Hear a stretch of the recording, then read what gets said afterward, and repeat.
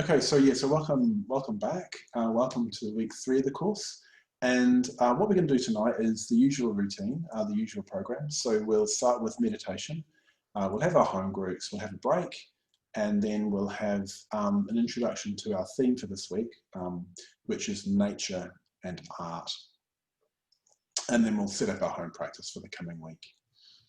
So that's what we're going to be doing this evening. In terms of the mindfulness of breathing that we're going to be doing this evening, I just wanted to say a few things about it before we begin. So we're organisms, aren't we? We are actually living organisms. We're sentient beings, like all other forms of life. We are actually part of nature ourselves. So we often talk about, human beings as being somehow separate from or distinct from nature. But really, we're part of nature. We are living organisms, we're animals, just like other animals. We experience much of the same things. We have senses like other animals have senses. We breathe like other animals breathe. We have bodies and we have blood and we have a central nervous system and so on. So part of what we're doing when we're cultivating mindfulness is connecting with that more deeply and more intimately, because it's very easy to lose touch with that. I think particularly when we live in the city and when we're looking into screens a lot during the course of our day, it's quite easy just to lose touch with that basic kind of animal sensuality. And what mindfulness can do is awaken our senses and make us much more in tune with that, and to make us much more in tune with the fact that we are actually part of nature. It's not something distinct from us, and make us feel a lot more kind of at home and a lot more connected just with the world that we live in, whether it's in the city or the country or wherever it is. So we can just become more, like I say, more intimate and more in tune with just the animal fact of existing in this bizarre and fascinating world that we live in. So meditations on the breath particularly help us with that, because that is a basic kind of animal function, our breathing.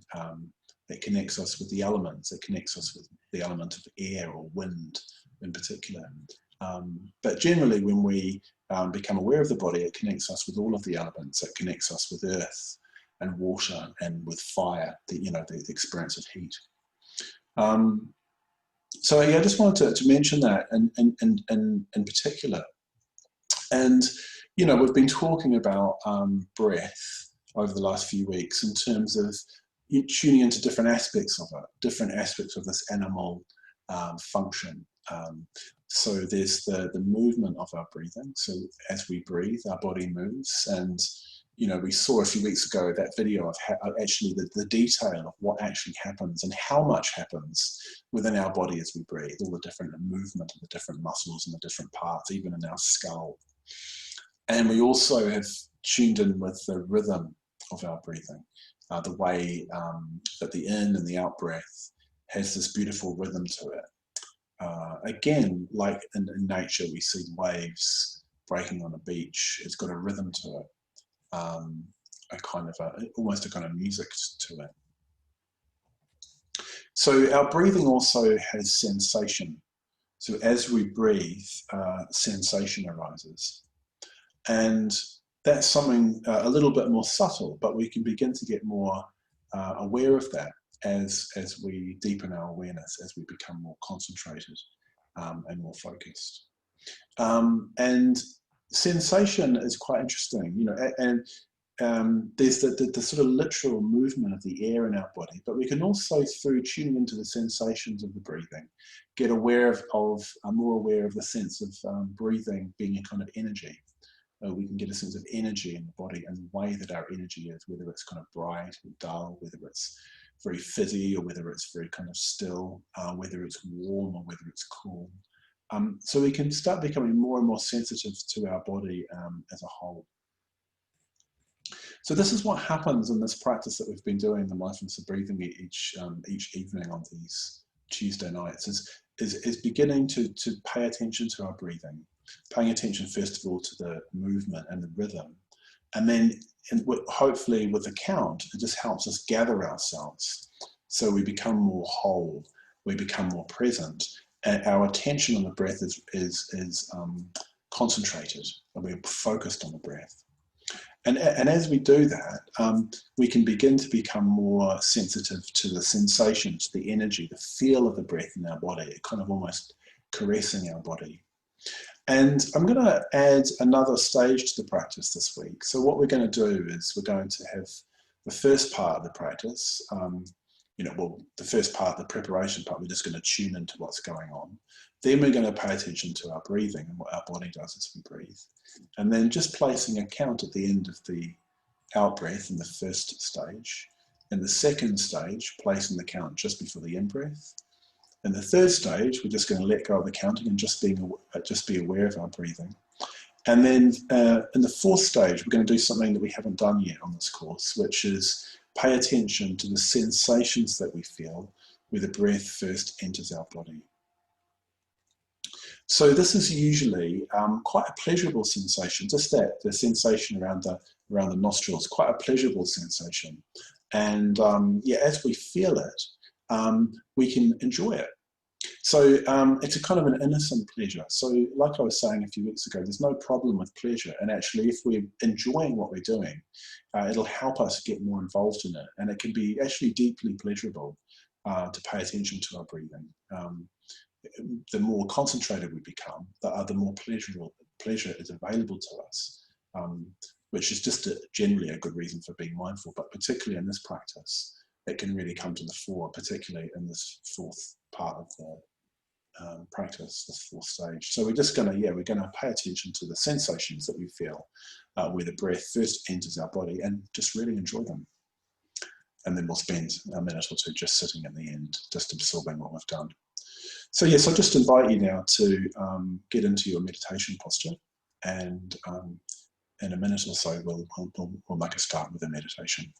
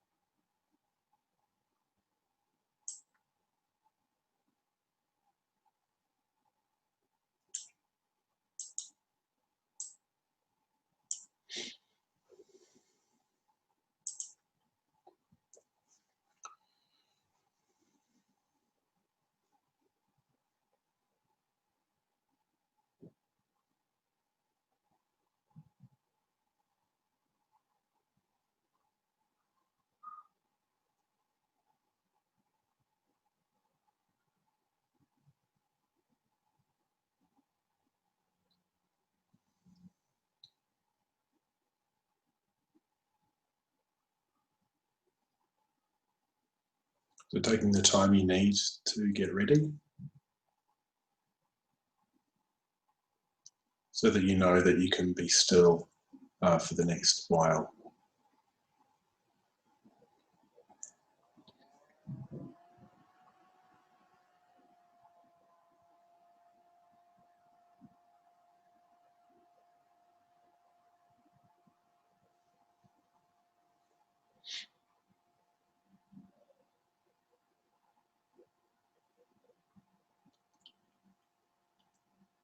And beginning by paying attention to your environment. So paying attention to what's around you. Having a sense of place, of being somewhere.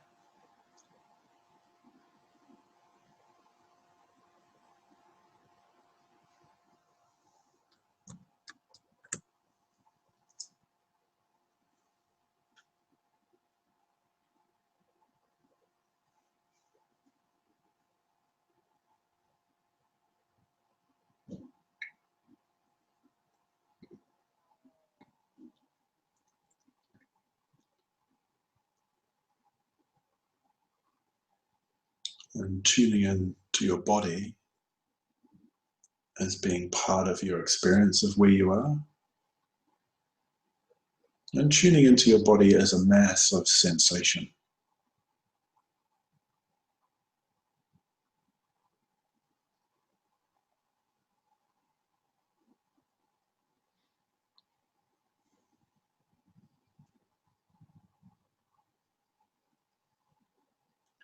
So we know what our body looks like. We know the shape of it. We've seen it in the mirror. But what we're interested in now is the inner feel of it. So the way that our face feels, the sensations in our forehead and in our eyes.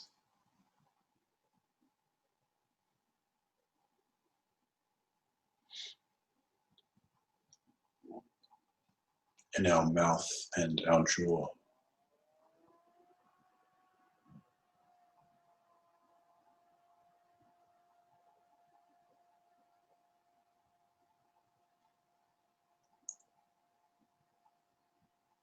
Our skull and our scalp.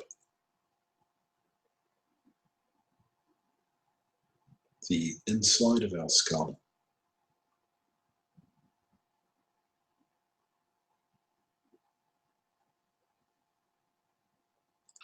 That awareness of our body is like a light emerging from within the body.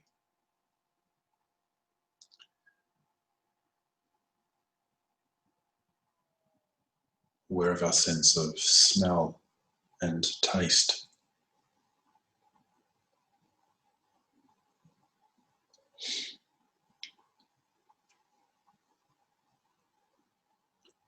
Aware of the neck and the throat.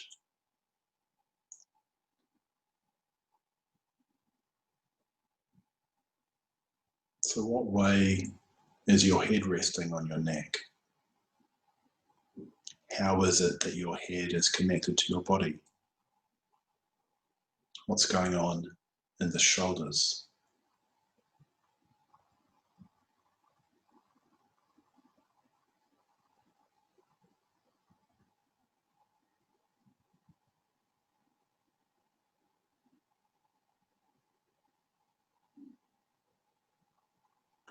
In the arms and the hands?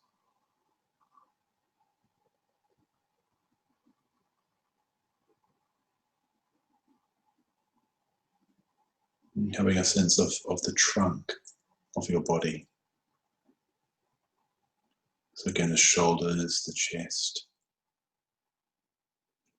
the upper back, the waist, the belly, the lower back, the pelvis. And noticing the way that you're holding your upper body. So seeing if you can be upright and alert, but also relaxed.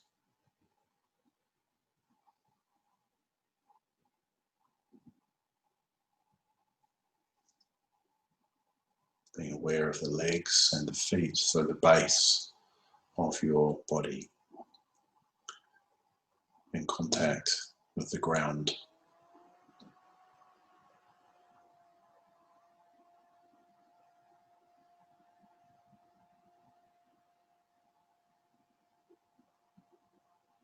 And getting an overall sense of how you are, your mood, the atmosphere of your mind, your feelings and emotions.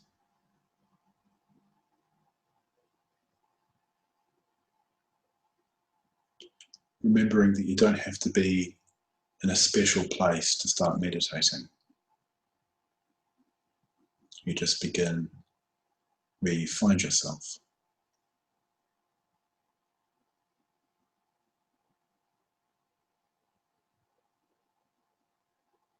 You might be irritated, you might be tired, you might be upset, you might be cranky, you might feel relaxed and bright and energized. So just whatever is going on is where you're starting from, and that's okay.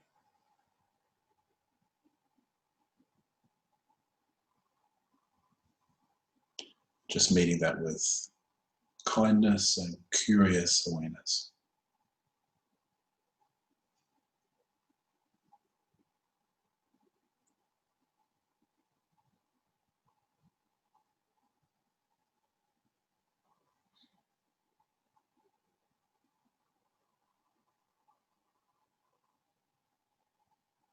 beginning to tune in now to your breathing.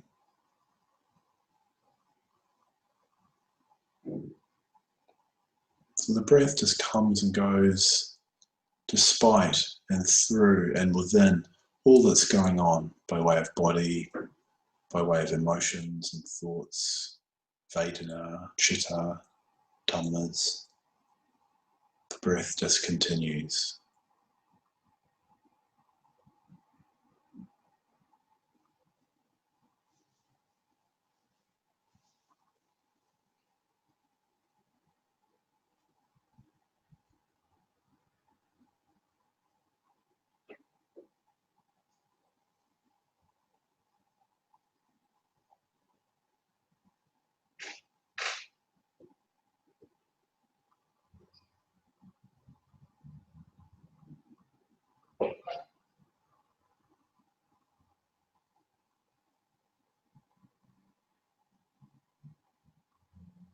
So we're not gripping the hold of the breath, we're not grasping it or grabbing it, but we're also not being too floaty or vague either.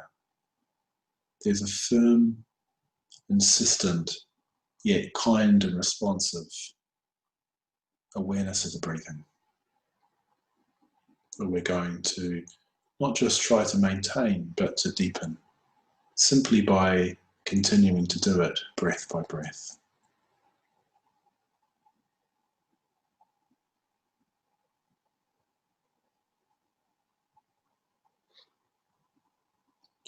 Moving now into the first stage of the practice, placing a count at the end of the out-breath.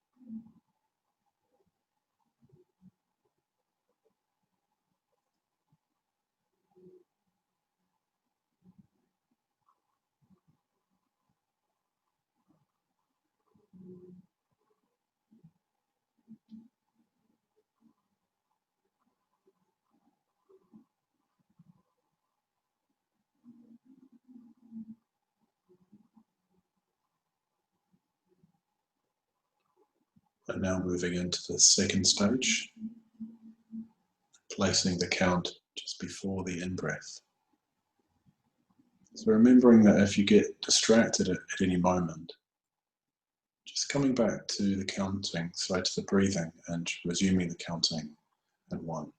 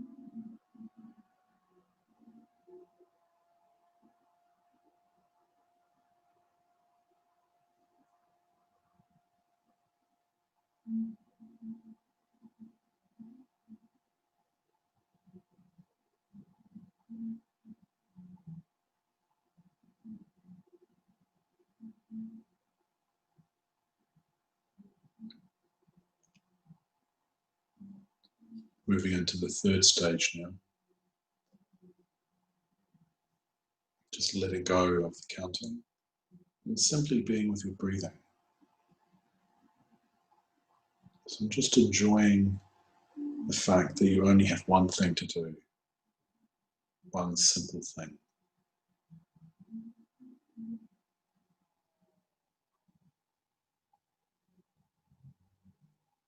Allow, if necessary, the breath to soothe any agitation,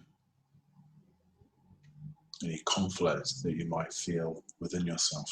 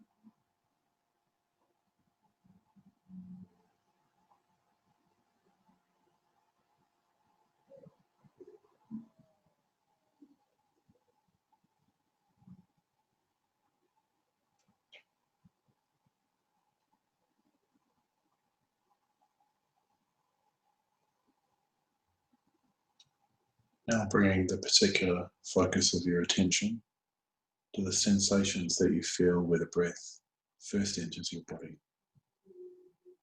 So that's probably going to be around the nose, or maybe the mouth, or maybe in the nasal passages themselves.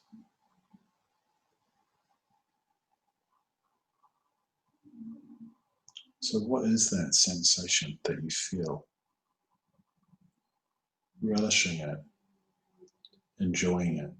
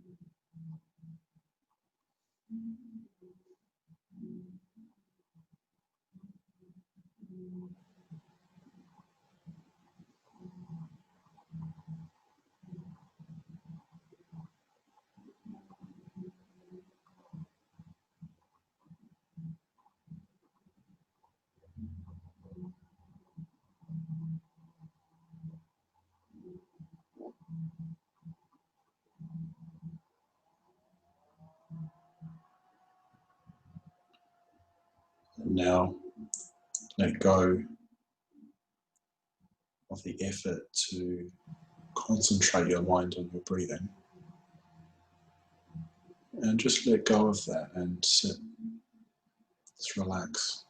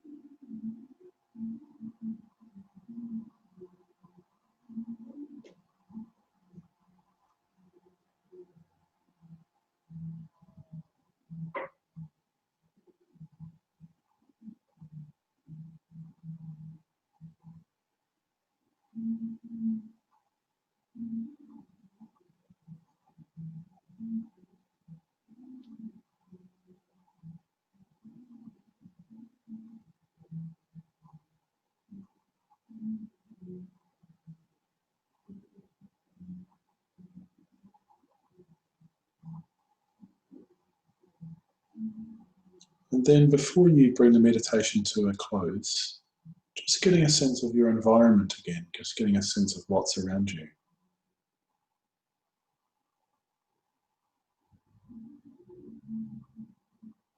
What you're sitting on, what sounds you can hear.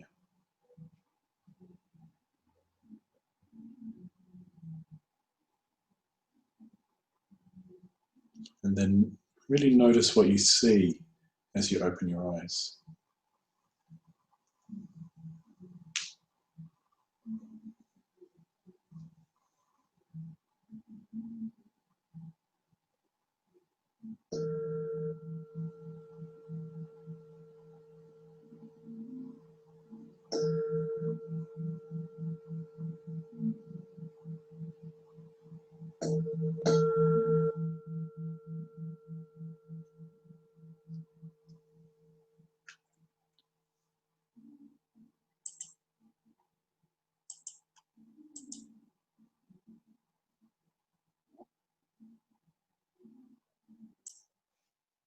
So I've just got one question today. It's not too late. You can still put one in if you're still working away. But the question was about what to do if things around you provoke a negative mental state. So we looked last week at this idea of positive mental states and negative mental states, and how part of what we're trying to do is, as we become aware of our body and our feelings and our chitta, our mind, we can start identifying if our mind is in an unskillful or a skillful mental state, or a creative or a reactive mental state. And what we'll begin to notice is that certain things, certain stimuli, provoke a negative mental state. And sometimes what we need to do is what's called in Buddhism guarding the gates to the senses. So basically what that means is actually restricting things into our senses that aren't going to help us. So I noticed it actually myself today.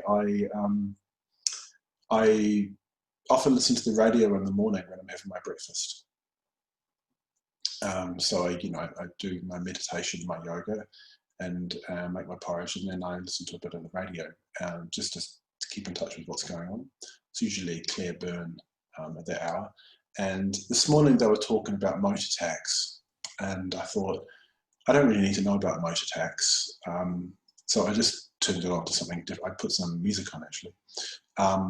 So in a way, I was just recognizing that it wasn't going to do me any good to listen to an interview about motor tax and what change is going to be made in the budget. So I think that's something that we need to be aware of, is actually, if we don't, often we have a choice about what comes into our senses. And in a way, I'm going to be talking about that a little bit later on. And some things that come into our senses are just going to provoke a negative mental state. Ideally, in an ideal world, would be strong enough to withstand anything. Anything could come into our senses and wouldn't ruffle us, would have that kind of equanimity. But until that time, it can be quite wise actually to just pay attention to what's coming into our senses, and actually sometimes just not looking at it or listening to it. News is a classic one. I mean, we can be quite compulsive about news, but you really have to ask yourself, do I really need to know this? I mean, obviously we all need to have some sense of what's going on in the world, but we can become compulsive about it, and it can put us in quite negative moods. I mean, I've noticed myself just listening to the radio, there's endless coverage about COVID-19, and it gets to the point where I just think, I've heard enough, I don't need to hear anymore, and it can start making you feel a bit down actually, I don't know, or just a bit sort of gloomy. And obviously, one doesn't want to put one's head in the sand, but I mean, there's only so much you can usefully hear about that. Anyway, so I just wanted to mention that because I think it's an important point.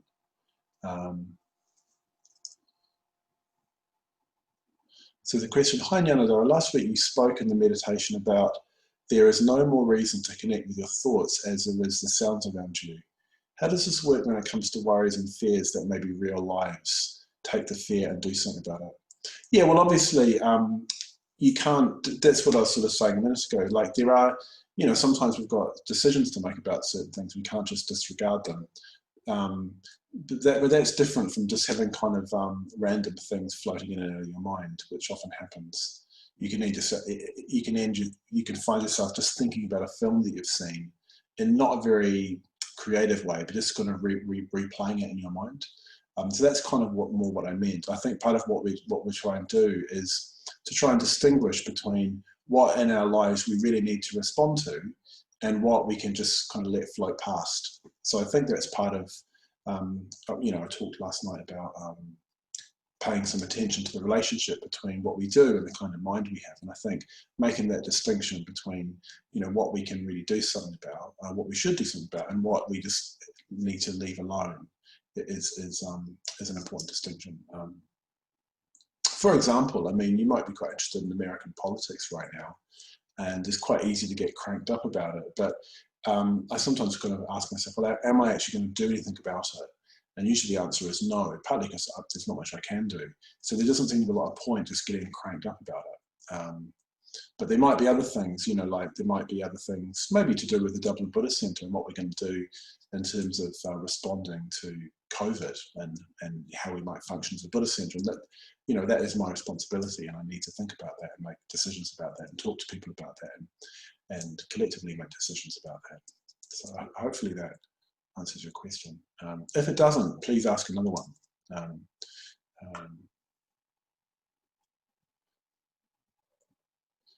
There's another one. Hey, I'm not sure if you will be familiar with this one, but I'm starting to use candles along with the breath meditation, and I'm wondering if focusing on the candle will open up blockages in the solar plexus, seeing as the solar plexus resembles the colour yellow. So yeah, so you can start getting into more subtle, you know, aspects of energy in the body. I'm personally I'm a little bit suspicious of making too hard and fast a correlation between parts of the body and certain colours and so on. I mean, if you feel that's great, but I think different colours can mean different things at different times. So I think it's really valuable to be sensitive to colour, and in a way, that's what I'm going to be talking about a bit in a minute. Is really being sensitive to what's coming into our senses and how it can influence us, actually negatively or positively. And but I wouldn't worry too much about like trying to find too hard and fast a correlation between different colours and different energy centers in the body. Although if that works for you, then fine. But I think sometimes you know it's probably going to be more worthwhile to really focus on the breathing, and you can feel the breathing through the breathing. You can focus on different energy centers in the body. But it can, I think, for a lot of us, it can just be a bit of a distraction, actually.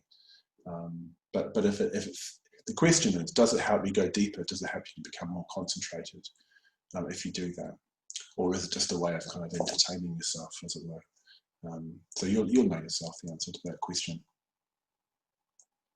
So I better head on. So thanks for the questions. Hopefully, though, you got a response that was helpful. So what I want to do now is, just talk a little bit about the theme for this evening, which is mindfulness of nature and art. So let me just share my screen here. Here we go. So we've been looking at these 4 satipatthanas over the last 4 weeks.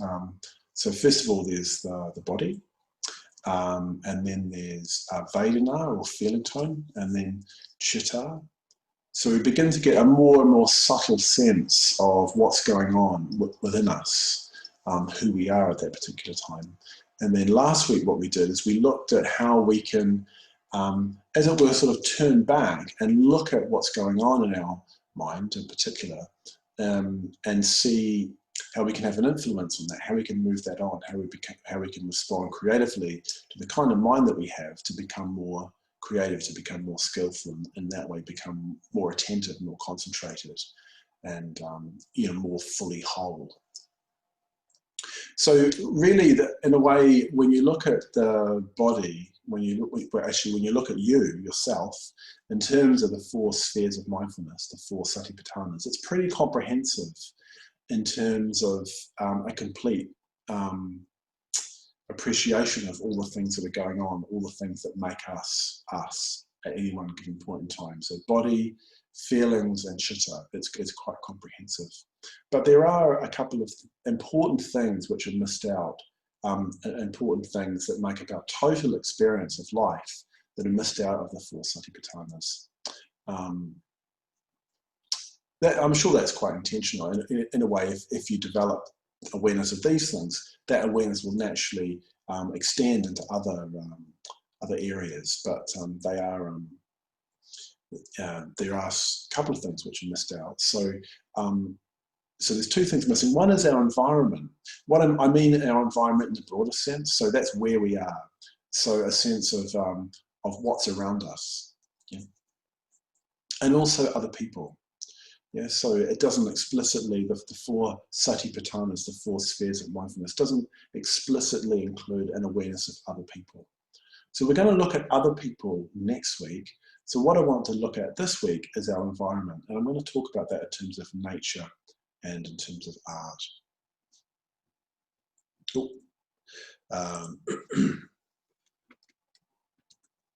Yeah, so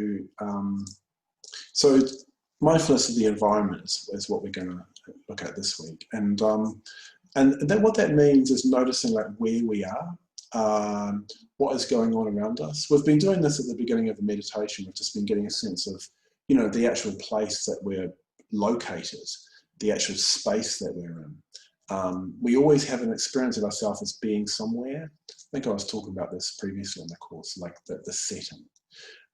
So there's lots of different aspects to our environment. There's the natural environment, of course, which is so fundamental to the way we experience the world. So there's just, you know, the fact of the weather. What kind of weather is it? Whether it's day or night, whether we're in the country or the city, whether we're surrounded by trees or whether we're in an urban environment. So just being aware of those things, being aware of the seasons, being aware of clouds, being aware of water, different bodies of water, whether it's the ocean or whether it's a river or whether it's, you know, like where I live, it's a canal. The sounds of the water, the sounds of the wind in the trees, all of these things are really important to be aware of. Our environment also includes, in a way, things that human beings make.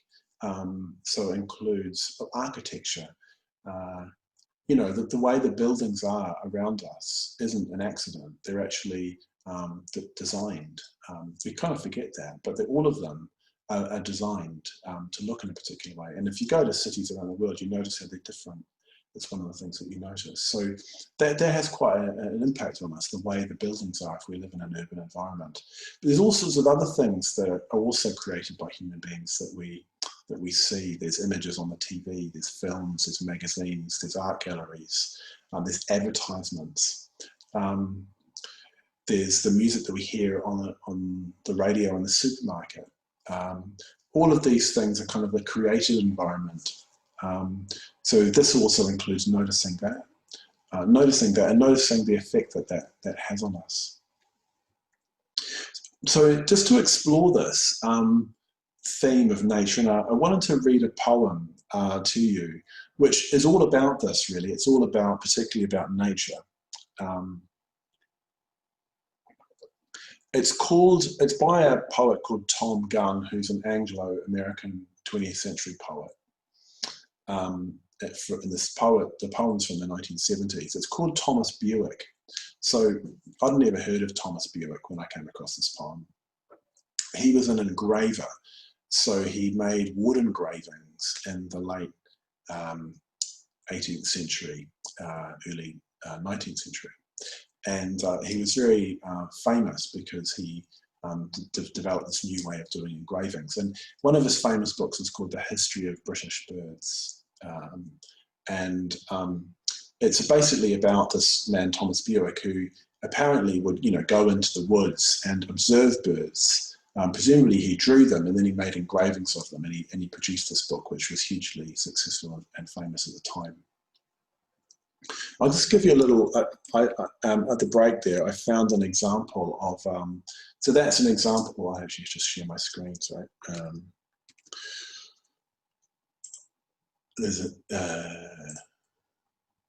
So that's an example of one of his engravings. So that's the golden crested wren. That's actually one of the plainer ones. Some of them are very, very elaborate. And the one that's in the poem is one of a blue tit. I couldn't find the image of the blue tit. I found that online, but that is from the same publication. So yeah, so this poem is by a modern poet about an engraver from a previous era in Britain. So I'll just read you the poem, and then I'll say a few things about it.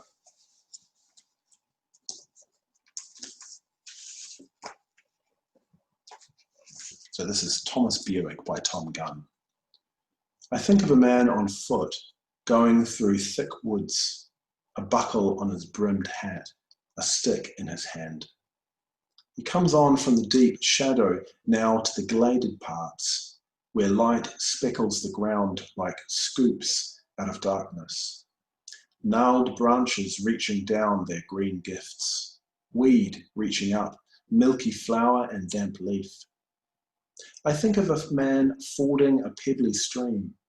A rock is covered in places with minute crops of moss, frail stalks of yellow rising from the green, each bloom of it distinct as he notices. He notices the bee's many-jointed legs and its papery wings veined like leaf, or the rise of a frog's back into double peaks. And this morning, by a stile, he noticed ferns afloat on air. Drinking from clear stream and resting on the rock, he loses himself in detail. He reverts to an earlier self, not yet separate from what it sees. A selfless self is difficult to recover and hold as to capture the exact way a burly blue tit grips its branch, leaning forward over this rock, and in the history of British birds. So what the poet's describing is his imagination of this man having a very deep kind of communion with nature, you could say, really observing it very, very deeply. So it's interesting, the word notice or noticing happens 3 times. He says, I think of a man fording a pebbly stream. A rock is covered in places with minute crops of moss, frail stalks of yellow rising from the green. Each bloom of it is distinct as he notices. He notices the bee's many-jointed leaves and its papery wings veined like leaf, or the rise of a frog's back into double peaks. And this morning, by a stile, he noticed, there's that word again, ferns afloat on air. So he's really describing his kind of imagination of this man, Thomas Bewick, noticing things in nature, really paying very, very keen attention to them. And noticing is, you could say, what mindfulness is. Mindfulness is about repeatedly noticing what's going on. It's actually a very good word, notice, or noticing, for what we're trying to do when we're mindful.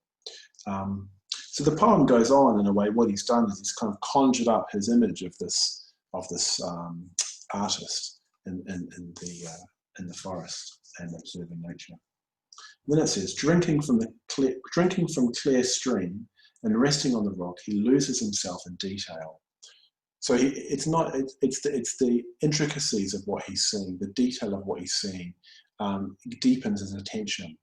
You notice that when you become more aware, that you notice the detail of things. You know, if there's particular, like the light at this time of the year is very particular. On Sunday I was eating lunch outside with some friends, and the sunlight was just really beautiful. It had this sort of golden quality. So if you're not aware, you don't notice that kind of detail.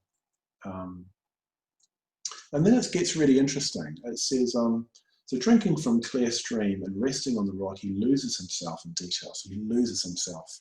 So again, that's often what happens when you become concentrated. It's as if you lose yourself. You forget that you're there because you're so absorbed in what's going on. So this is one of the features of concentration. If you've been absorbed in something, you have this, you just forget. Time seems to change. Your sense of yourself seems to change because you're so engrossed. And the poem goes on to say, he reverts to an earlier self, not yet separate from what it sees.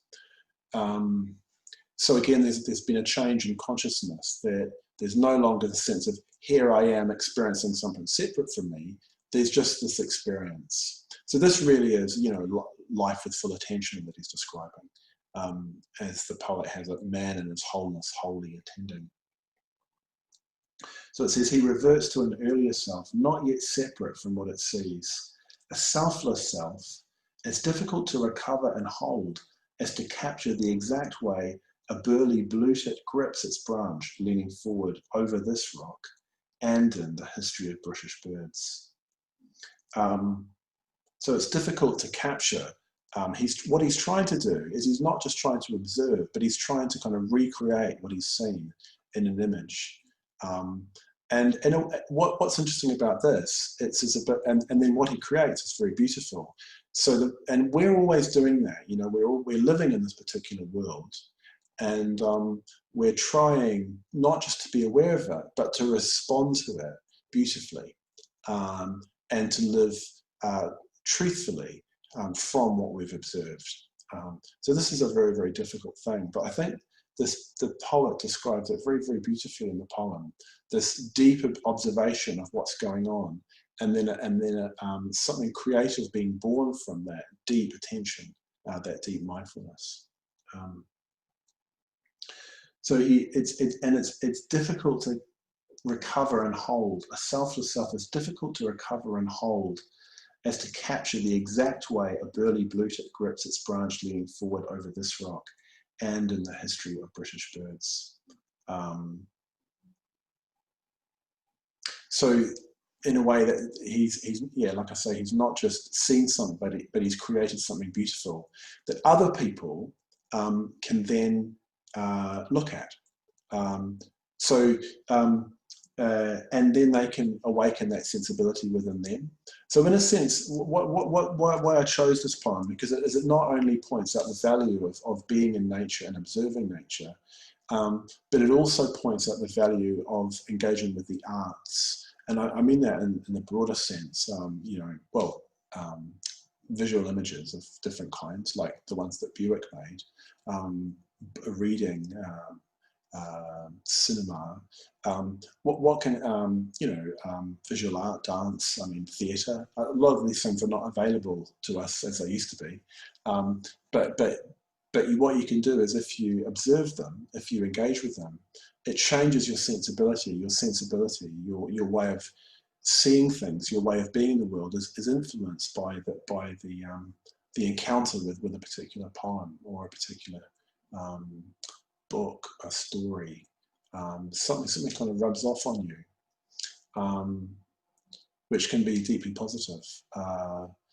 So that, in a way, that's what the Buddha did. You know, the Buddha communicated what he saw to other people, including and how you could develop that kind of understanding and appreciation yourself through practices. So in a way, what we've been doing is we've been exploring one of the practices that the Buddha particularly recommended to help bring about this kind of change in perception, this kind of change of the way that we are in the world. So yeah, so the poem does that. It suggests not just an awareness of nature, but what that can do in terms of the way it changes our perception. And also what's happening in the poem is that the poet, Tom Gunn, is imagining him. He's actively imagining this person. Presumably he's got the book, he's been looking at the book and imagining the producer of the book, or the originator of the book, the artist who created it. And that's changed his sensibility, which he's then produced a poem from. And then we can then begin to engage with all these things through our appreciation of the poem. So that's the kind of keynote really is this week is appreciation, is appreciating nature and also appreciating what I'm just going to call art. I mean that, or the arts, or in the broader sense. So this quality of appreciation has an element of wisdom to it. So there's different terms in the Buddhist tradition for wisdom. One term that's commonly used is prajna, which is kind of like the wisdom that arises from kind of analysis, examining things very, very deeply. There's also another word which is vidya, which sometimes translated as aesthetic appreciation. So yeah, it's this relishing of things without acquisitiveness. You're not trying to hold them. You're not trying to grab them. You're not trying to own them. You're just trying to appreciate them in a way for their own sake. So you can imagine, I mean, birds are wonderful things. They're just so beautiful when you begin to look at them. You can really see the sort of amazingness of them. Even seagulls, I know they're quite commonplace, but if you really look at them, they're quite amazing creatures. Even just the whiteness of their feathers is quite something to look at. So yeah, so that's the sort of this kind of awakening of an appreciative understanding and feel for what's around us has a sort of a note of wisdom to it.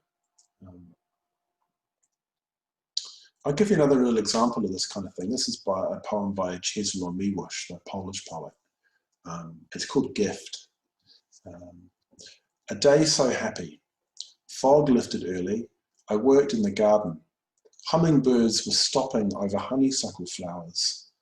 There was no thing on earth I wanted to possess. I knew no one worth my envying him. Whatever evil I had suffered, I forgot. To think that once I was the same man did not embarrass me. In my body I felt no pain. When straightening up, I saw the blue sea and sails. So he says it in the poem, there was no thing on earth I wanted to possess. So because he didn't want to possess anything, it kind of, he was just able to appreciate things around him. So this doesn't, awakening this kind of appreciative awareness doesn't mean sort of being really delicate. We don't need to be really kind of sensitive in the sense of overly sensitive or acutely sensitive. We can, do a hard day's work, we can dig a ditch, we can run for a bus, and still have this kind of appreciation. So what we're trying to do is just develop a little bit more of a kind of spontaneous, playful attitude to what's going around us. And I think in order to awaken this kind of appreciation, we need to be a bit useless from time to time. We need to spend some time where we don't have a project, when we haven't got something that we have to get done. It's really important. That's what's so good about nature, is there isn't any point, in a way, to going into the woods, but it makes us feel good. It's difficult to turn it into a project. So sometimes, I'm sort of saying that there can be a positive value to being a little bit useless. I've got another little poem. This is a bit of a kind of throwaway ditty, really, by an order member called Kamala Shila. I hope you wouldn't mind me saying that. Anyway, it's called Holiday. This is what he says. Take a holiday. Take a holiday from being someone. Take a holiday from being somewhere. Take a holiday from it being a time. Take a holiday from it being now. Take a break from wanting things. A holiday from hopes. Let things not happen after all. Take a break from fearing things. Let the universe do what it pleases. It will anyway. The universe is having a holiday. Why not you?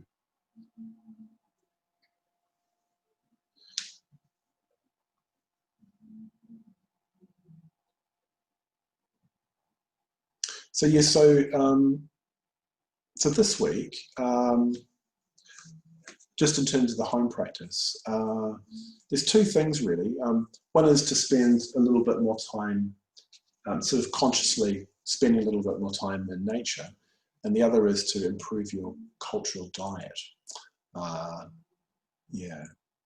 So those are the two things. So just a word. I mentioned this earlier, but I'll just say it again. So we've looked at quite a few different things to practice. We've looked at the daily meditation. So this week with the daily meditation, what I'd recommend is you practice the mindfulness of breathing in the 4 stages. If you want an account of those 4 stages, if you're not quite clear what they each are, the different stages, there's an account in the appendix at the end of the book, at the end of Life with Full Attention.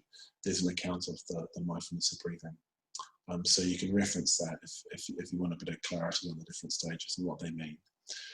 There's the breathing space, the mindful walk. So with the mindful walk this week, just take in the environment, notice where you are, enjoy it. And the mindful moment, you might like to continue with the precepts. But what I'd say is, like I said this earlier, but I'll say it again, at this stage of the course, you know now what's working and what's not working.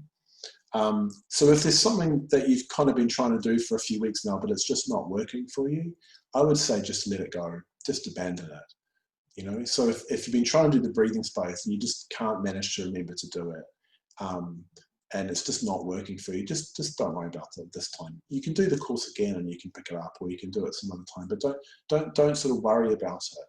I'm concerned that people are kind of worrying about doing everything. And like I've said before, just make sure that you're doing something and you're really doing it as fully as you can. If you're going to do one thing, then I'd go with the meditation. That would be the thing to really focus on. And just actually reading the book, listening to the talks, doing the meditation here, being in conversation with your friends in the breakout room, all of that will have an effect. It will rub off on you in terms of your practice, your deepening mindfulness. So yeah, so the 2 things for this week is spend a bit of time appreciating nature. It's a particularly lovely time of year, actually. Each season has got its own delights. There's a particular creeper that grows in Dublin. It probably grows all over the country, but I noticed that particularly in North Great Georgia Street and in Stevens's Green, there's a particularly wonderful specimen that kind of grows up the side of buildings. And at this time of the year, it goes this incredible kind of deep red colour. Goes from, it just really fantastic. And when the wind catches it, it sort of shimmers. It's really lovely. So even just actually noticing things, you don't have to go into the country to appreciate nature. It does exist in the midst of the city, actually. But it is worth actually taking a bit of time going out into the country. If you're not able to get into the country and you live in Dublin, there's some lovely gardens. The Botanical Gardens is open at the moment. There's some really lovely some late summer flowers still blooming. The roses are still out. It's lovely to be with all the green and so on. And yeah, you can just sort of be there and just appreciate it in a way that's the kind of, one hesitates to use the word practice, but that's what one does. You're just there and just enjoy it.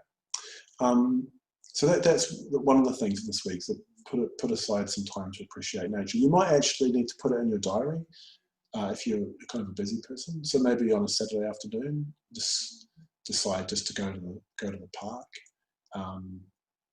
go to the beach. Walk along Bull Island, or you can walk along the pier in Dunleary, or watch the seals. Sometimes there's seals to be seen, or you could go down to Killiney Beach. You might have to be a bit creative if you don't have a car, because it's a bit tricky getting around at the minute with the level 3 lockdown. But even if it's in a couple of weeks' time, just actually spend a bit of time spending some time in nature. And what I'll do actually is I'll stop talking for 2 minutes and I'll just give you a chance to think about how you might do that. If you decide that that's something you want to do, be like Thomas Buick and his birds. Just spend a bit of time now just thinking about that. When you might do that, you might like to make a little note, or even you could write it into your diary even.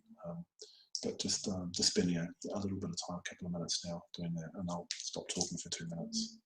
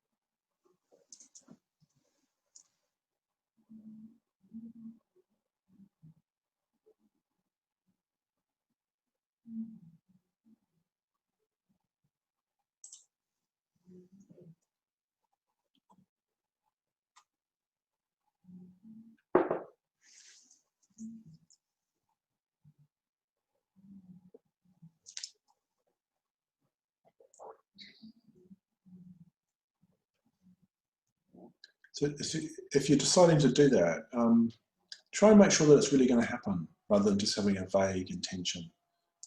Like, you know, what time you're going to go and who you're going to go with, if you're going to go with somebody, how you're going to get there, where you're going to go, all those kinds of things.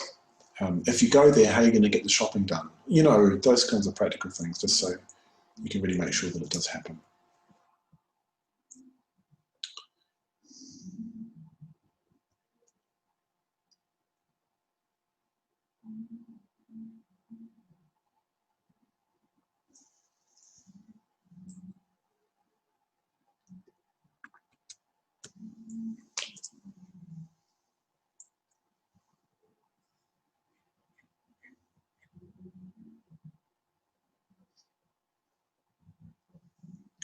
So I want to talk about the second point now. So improving your cultural diet. So I suppose part of the reason that this metaphor of diet, I think, works quite well is that we probably all consume things. You know, we probably all listen to music, at least sometimes. We probably all watch, you know, video or film of some kind. We probably all read. And so this idea of improving your diet is just actually improving the quality of what you're looking at. Now, the value of this, the value of the arts, is that it gives us pleasure. And pleasure can arise in different ways. What's wonderful about the arts is they can give us pleasure that's kind of innocent. In other words, it's pleasure that's not based in kind of egoistic craving or aversion. It's just kind of an innocent pleasure. So hopefully, when we did the mindfulness of breathing earlier, you just had that sort of sense of something that's kind of innocent and enjoyable. It doesn't have any kind of hangover, as it were. So at best, what can happen with the arts is they can give us a sense of enjoyment and satisfaction that unites pleasure and meaning.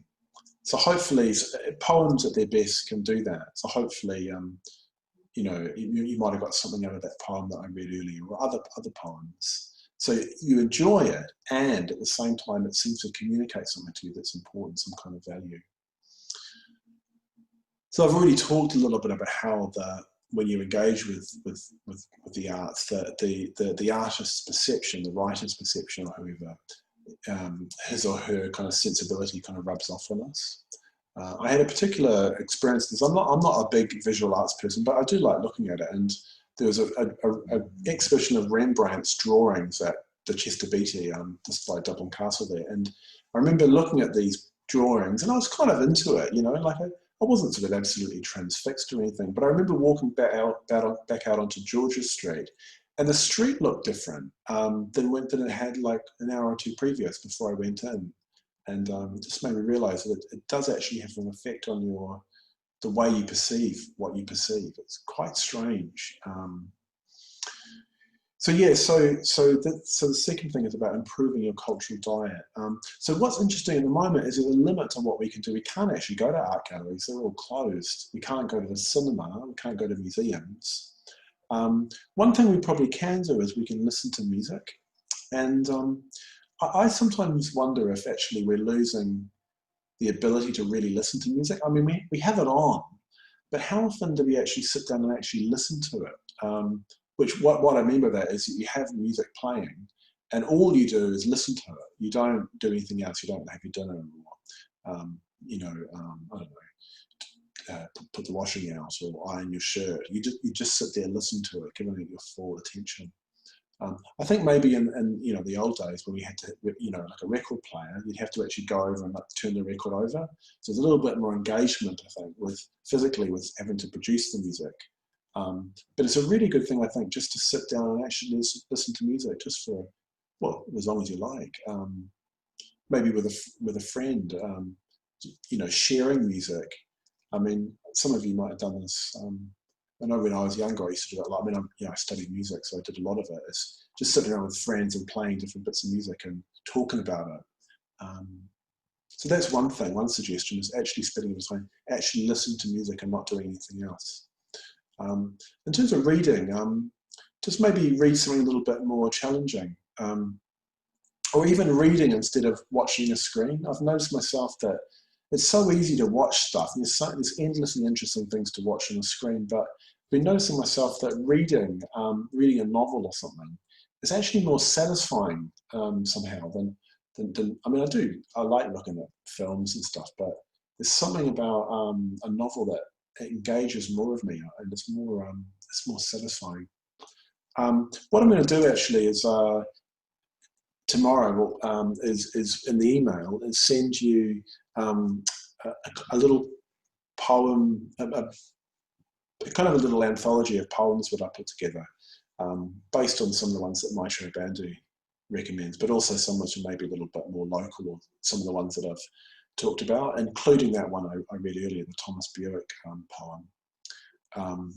So yes, you might like to have a look at those if you want to have a go at reading a poem. I know it's not everybody's thing, but I never used to read poetry, but then I got involved in Buddhism, and I kind of discovered that it was something that I liked. So I've gotten into reading poems more. So if you do want to have a read a few of the poems, I'd really recommend, if you print them out. There's something about seeing poems on paper that helps you to engage a little bit more deeply with them than just reading them on a screen. It's almost a bit cheaper or something. I noticed that I actually bought the book in because I wanted to read the poem from the book, because I found when I read it off the screen, I didn't have as much of a feeling for it that way.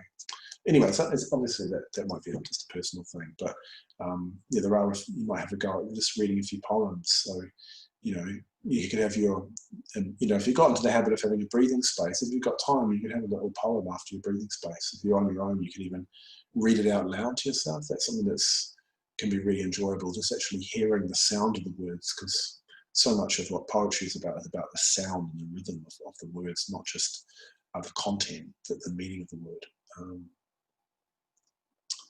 So one thing to ask yourself is is your leisure, what you do with your leisure time, is it refreshing? Does it kind of refresh your mind, or does it leave you feeling a bit sort of frazzled?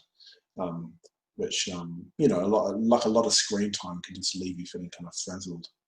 Having said all of that, obviously there's a place for just entertainment. I was really hit by this. I used to live in Cambridge, and obviously there's some really brainy people in Cambridge, including Stephen Hawking. So some of you will know Stephen Hawking. He was, I think he was an astrophysicist, if I've got that right. He was quite distinctive because he had, I think it was motor neurone disease, and he was in a wheelchair, and he had a kind of a electronic thing to help him speak. But I was at the movies one time in Cambridge, and it was Spider-Man. It was the first Spider-Man movie, which I was watching with a few friends. This was ages ago. This is, I don't know, 15 plus years ago. And I turned around, and Stephen Hawking was sitting there in his wheelchair at the back of the cinema.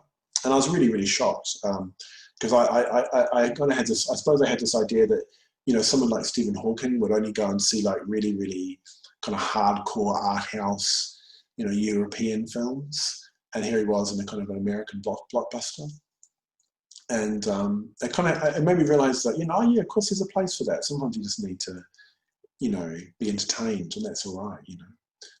Everything doesn't have to be really kind of worthy and improving, self-improving.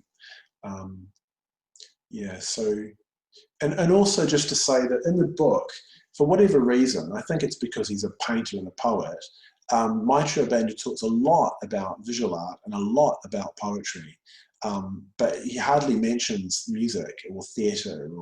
So I just wanted to say that, because you can almost go away with the feeling that if you're not reading poetry and looking at paintings, then you're a Philistine. But but there are other art forms as well. Yes, I just wanted to mention that. I must tell Moshe Banda that he should do a second edition to say a little bit about music, just for those of us who are into it. So what I'll do now is I'll just sort of go over. I've just got a little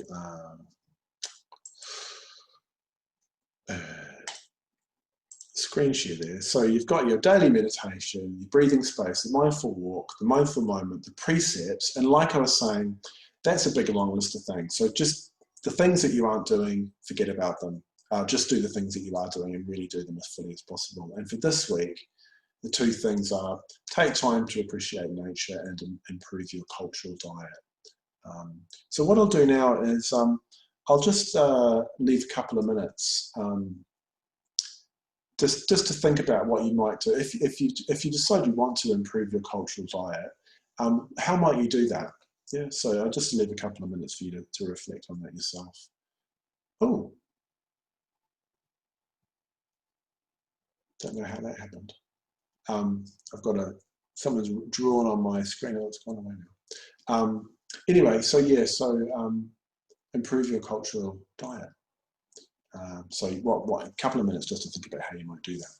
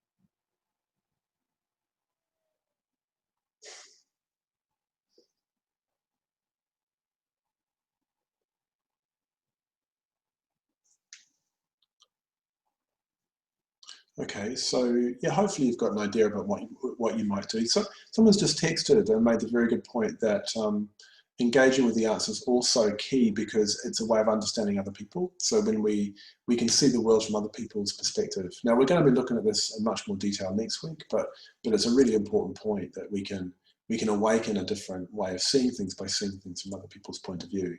It can communicate really strongly the vividness of other people's experience of the world. And she also makes the point that there's lots of art and theatre available online. So like the Dublin Theatre Festival, for example, had loads of things online that you could watch and plug into. And then, was it, oh,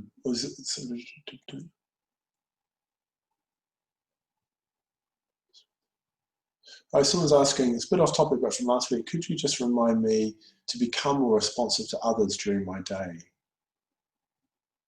Well, I mean, in a way, it's connected with what I was just saying. We'll look at this more next week, but the basic gist of it, this is a bit of a sort of taster, as it were, or a teaser for next week. But like we have a body, we have Vedana that arises in the body, we have a mind, and what happens is we become more vividly aware of that. Now, the next stage is to become aware of the fact that other people have that too. So this is an act of imagination where we're not just aware of our own immediate experience, but we imagine ourselves into the experience of others and remember that they have that experience too. And it really is as real and as vivid for them as it is for us. And when we can make that transition in imagination, it'll mean that it changes the way that we relate to other people because we'll see them as people in their own right, as centers of experience and feeling and emotion, and not just only seeing them from our perspective, what they can do or not do for us.